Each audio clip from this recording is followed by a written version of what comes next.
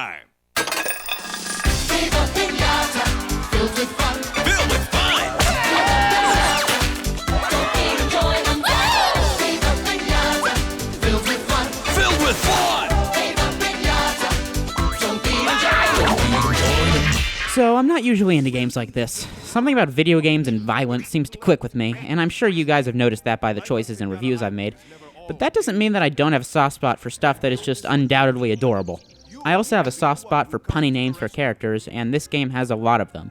It also has severely inappropriate music in certain sections for a game with this target audience, and exploiting piñata animals. What more could you want? It's Viva Piñata for the Xbox 360.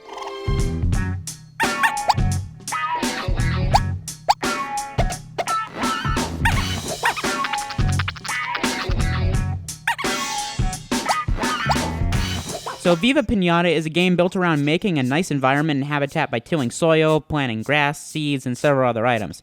After a while, different piñata creatures will notice your progress and will visit your land. If you give them certain items, they'll decide to stay, and you have control over them. It's a really simple concept, but the number of different piñatas that constantly show up really helps to keep things interesting. You'll also have some help from some locals, and this is where the game can be a little bit annoying. I understand that this game is supposed to also appeal to younger gamers, but this constant hint and tip system really started to bug me. Or should I say, taffly me. Or is it taffly? That would make more sense. But then it doesn't sound like fly. But taffy doesn't sound like fly anyway. Maybe it's just a dumb name. Look at that squazzle! The squazzle...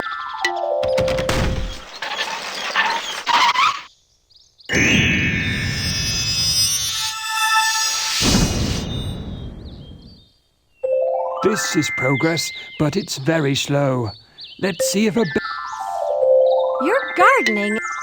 I started the game off by clearing this area of trash, and then I softened the soil for grass.